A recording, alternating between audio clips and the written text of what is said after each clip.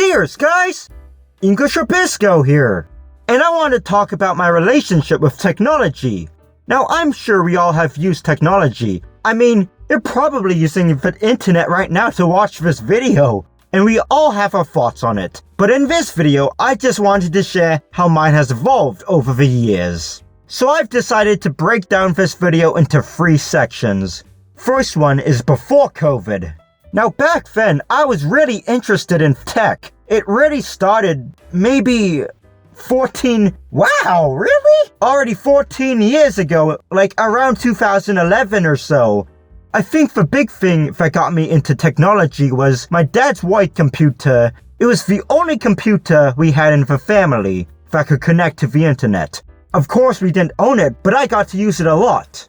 He got a new white computer that had Windows 7 on it, and what we had before was one with Windows XP. And well, Windows 7 just looks so cool. I mean, all the transparent stuff and everything and the shiny effects, it was just so amazing to my 7 or 8 year old self, you know?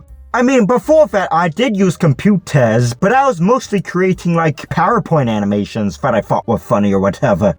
I wasn't really interested in the computer itself.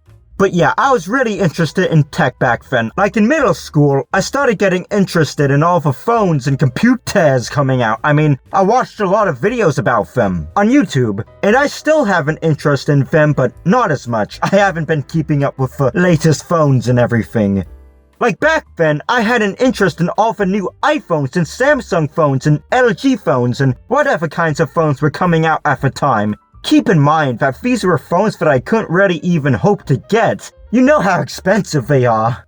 But yeah, I watched a lot of channels like Pocket Now, Everything Apple Pro, Austin Evans. One of my first videos was a compilation of his intros, funny enough. And like Unbox Therapy, Hugh Jeffries, and so many more tech review channels.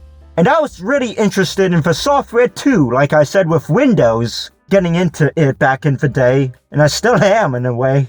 And of course, I was playing a lot of video games back then. I had a 2DS, which I bought years after it came out, but I still had a good time playing all the Nintendo games. And then COVID hit. Technology came to dominate our lives every day.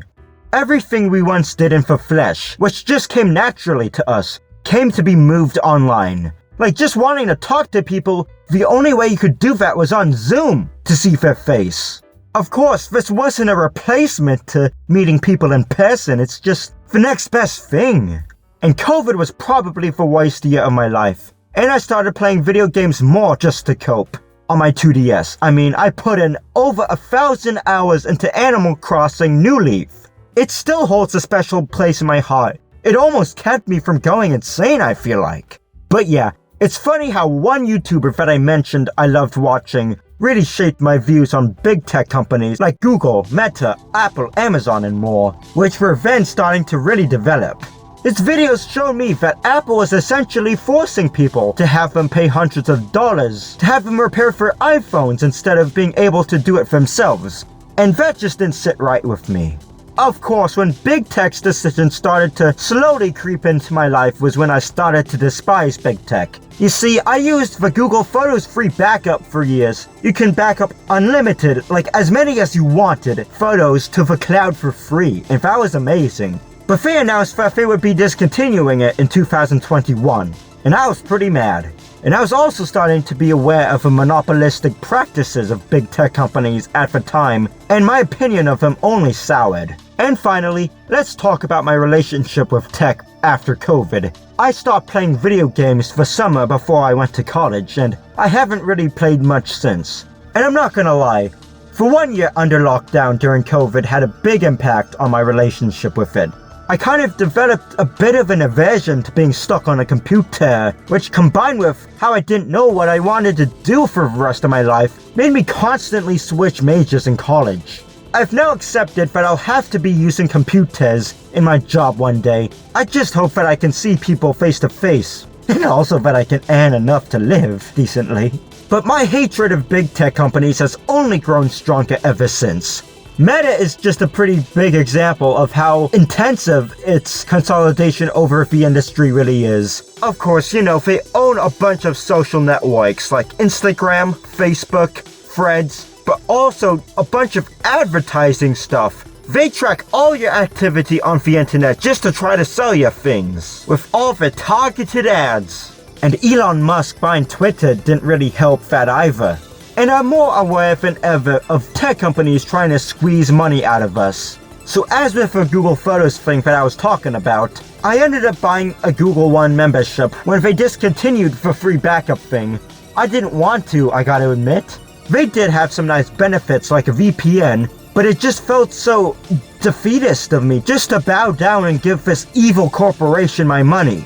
Although I did end up canceling my subscription a few months ago and they got rid of a VPN, and I really didn't have good reason to keep on paying Google. And even after that, when I use the Google Photos app just to look at my pictures, they still try to get me to back up my photos. They kind of turn it on automatically and I have to turn it off so it doesn't use up space in my account. We also know about the Adobe model of how you have to subscribe to get access to Photoshop, Premiere Pro, Illustrator, and more. You either get everything or you get nothing. There's no in between and you have to pay for stuff that you may not even need. And I feel like Microsoft is trying to do the same things. They try to discontinue Microsoft Office, like the one that you can buy and own that comes out every couple of years, to try to get people to subscribe to the cloud service, even when the only thing you need is Microsoft Office. And who knows if they'll do that again. And with my experience with Windows over the years, I've only seen it get worse and worse. Windows 11 is truly a buggy mess that Microsoft would rather shove its ads down our throats instead of fixing its problems.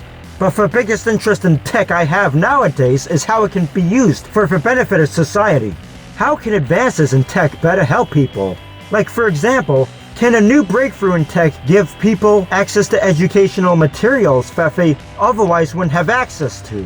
And for tech that I've become pretty fond of lately is open source software that's not made for profit, like Firefox for browsing the internet. I don't use it, but I do have a lot of respect for it. Audacity for editing audio, LibreOffice, which once again I don't use but I have a lot of respect for, GIMP for photo editing, OBS Studio for recording a screen, Inkscape for creating graphics, and so much more. Sadly, big tech companies and potentially even the government one day are pouring in so much money to tech that really just doesn't benefit society. Stuff like the Meta Voice and Apple Vision Pro, like, do they really think that the future is just us in VR headsets? Because I guess talking to people face to face isn't good enough? This is literally brave new world stuff, I tell ya. It's like WALL-E is coming true. There's also cryptocurrency, which I think is just a pet project of eccentric rich people. Don't you know how much energy is being used for mining for some fake money crypto crap? Why doesn't this energy instead go to useful things? Did you know that almost 1 billion people in the world are served by hospitals with either unreliable electricity or none at all? Don't you think that all this electricity used in crypto mining is better spent in those hospitals? Now I know we can't just directly transfer power from a crypto farm in Texas to a hospital in Somalia. There needs to be an infrastructure, but can we invest in that instead? Generative AI is also questionable. How is having access to it useful to society? Being able to create AI-generated quote-unquote art can threaten the very definition of art itself. This is what big tech is pouring its money into these days. You see this with Google's Gemini, Apple's Intelligence, Meta's AI, Microsoft's Copilot, and more. Every big tech company has to have some AI stuff. It's always being shoved down our throats. In my opinion, only scientists and researchers should have access to this kind of AI. No one else. There is so much danger in it. And once again, it uses up so much energy. And you're telling me that we need to build mini nuclear reactors for all those AI data centers? Give me a break now. It already has led to harmful effects on our society. And I guess one can say the same thing about inventions, how they can be used for good or for bad purposes. For example, we can use airplanes for bringing people together all over the world, or you can use them to bomb and kill innocent civilians. So in conclusion, that was how my relationship with technology has changed over the years. I guess I finally started seeing it as how it is, a tool that can be used or misused. Seeing what crimes big tech companies can get away with, and also how much is being invested in what I believe is useless tech, has really changed the way I think about it. But yeah, that's all there is to say. Bye now!